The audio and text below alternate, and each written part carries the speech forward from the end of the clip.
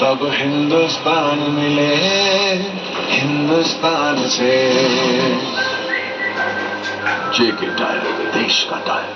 आज बवासी में आने का न्योता जो है वह दिया जा रहा है। कल दिल्ली में एनडीए की अहम बैठक है और बैठक से जुड़ी बड़ी अपडेट आपको ये बता दें कि चिराग पासवान से बातचीत की है गृह मंत्री अमित शाह ने, और अब बता दें कि इस बैठक में न्योता जो है वह दिया जा रहा है। बता दें इससे पहले जितना मांझी को भी गृह मंत्री अमित शाह ने इस बैठक में बुलाया है। आज प्रधानमंत्री नरेंद्र मोदी 7 बजे बीजेपी कार्यकर्ताओं को संबोधित करेंगे, तो वहीं दूसरी तरफ एनडीए की बैठक है दिल्ली में। एनडीए के साथ साथ आईएनडीआईए ने भी बैठक बुलाई है। नीति जी, मैं आपके पास आना चाहूंगी क्योंकि अभी हम आंकड़ों को तो बता रहे हैं लेकिन हम इफ एंड बट पॉसिबिलिटी सब पर एनालिसिस कर रहे हैं। हम टीएमसी की तरफ भी देखते हैं क्योंकि पहली टीएमसी आईएनडीआईए के साथ खुले तौर पर हम देखते थे सामने आ रही है, लेकिन अब 31 सीटों पर जब टीएमसी को बढ़त मिल रही है तो क्या वहां से भी आईएनडीआईए को एक्सपेक्टेशन हो सकती है? ममता जी ने तो डे 1 से क्लियर कर दिया था कांग्रेस को बंगाल में घुसने ही नहीं दिया, और कांग्रेस का क्या हाल है बंगाल में देख रहे हैं। तो शी वॉज वेरी क्लियर कि वो अपना मैंडेट को किसी से शेयर नहीं करेंगी और वो डिसाइसिव फैक्टर नो डाउट हो सकती है। और अमित शाह जी ने बातचीत चालू कर दी, कल मीटिंग को कॉल कर दिया। बीजेपी में चाणक्य बोला जाता है और अमित शाह ने आज तक जब भी भागदौड़ संभाली है, चाहे 370 आर्टिकल को एब्रोगेशन करना हो, बहुत ही व्यवस्थित ढंग से बहुत ही प्रोएक्टिवली संभाली है। तो ओवरऑल लगता है कि अब नेगोशिएशन पे तो बात आ चुकी है, इतना तो दिख रहा है हमको। और वहाँ पे एक चीज और दिख रही है, लीड नो डाउट एनडीए के पास है, जो मेजर मेजोरिटी है, सबसे बड़ी पार्टी आज भी बीजेपी है और उसके साथ एनडीए लीड कर रहा है। लेकिन फिर भी संख्या बल ही चुनावों का खेल होता है और उसको लगता है कि Amit Shah is a very smart politician.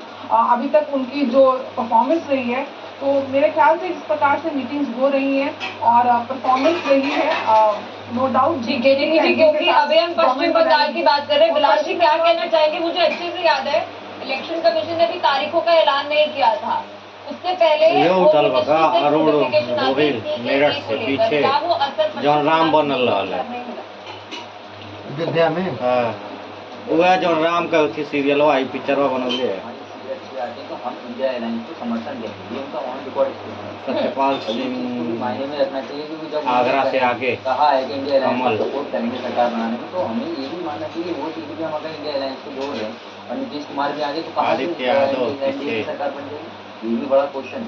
इस पर हम लोग ये है कि हकीकत में चाहे वो मछली की बात की हो, इस तरीके से मंगलसूत्र की, प्रधानमंत्री ने खूब तुष्टिकरण की राजनीति की, खूब हिंदू मुसलमान करने की कोशिश करी, लेकिन मुझे लगता है कहीं ना कहीं वो नहीं चल पाया था। और इसी वजह से हरियाणा के अंदर आप देख लीजिए, उत्तर प्रदेश के अंदर कितना बड़ा डेंट है, जहाँ ये सोच के बैठे थे 75+ हमारी आ रही है, लेकिन वहाँ उनको 30 से 35 सीटों का नुकसान होता दिख रहा है। नीति जी क्या कहना चाहेंगे? क्योंकि उत्तर प्रदेश का तो जिक्र सब कर रहे हैं, लेकिन एक नजर हम महाराष्ट्र पर भी घुमाते हैं। जब महाराष्ट्र की नीति जी हम बात कर रहे हैं, तो क्या बीजेपी के जो हमने देखा कि उलटफेर देखने को मिली, शिवसेना के अंदर जो टुकड़े हुए, वोटर्स के अंदर एक कंफ्यूजन हुई और ये नुकसान जो है वो बीजेपी को? इसको मैं एग्री करती हूँ क्योंकि जब वोट डालने मतदाता गया तो उसको कमल नहीं दिखा, तो उसको पता नहीं चला कि उसको कहाँ वोट कास्ट करना है, क्योंकि ये जो तोड़ की राजनीति, जोड़ तोड़ की राजनीति हुई है, उसको खामियाजा भुगतना पड़ा है। और महाराष्ट्र के रिजल्ट इतने ज्यादा चौंकाने वाले नहीं है, वो कहीं ना कहीं एक्सपेक्टेड थे।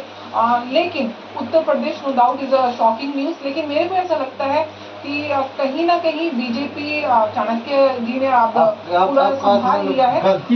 टीएमसी, ममता जी एक बहुत डिसाइसिव फैक्टर रहने वाली है इन चुनावों में।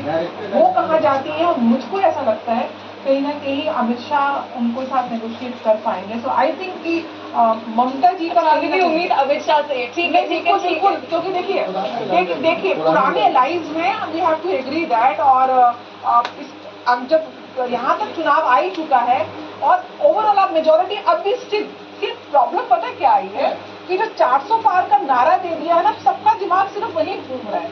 अदरवाइज तो मेजोरिटी इज ऑलरेडी देयर। बिल्कुल, मेजोरिटी इज टोटली देयर। सही बात है कि अभी रुझानों में 296 की जो एनडीए को बहुमत तो मिल रही है। ठीक है, लगातार हर एक अपडेट आपके सामने रख रहे हैं, लेकिन पूरा एनालिसिस भी आपके सामने रख रहे हैं क्योंकि रुझान क्या बता रहे हैं और आगे क्या संभावनाएं हो सकती है। लेकिन यहाँ रुक रहे हैं एक छोटे से ब्रेक के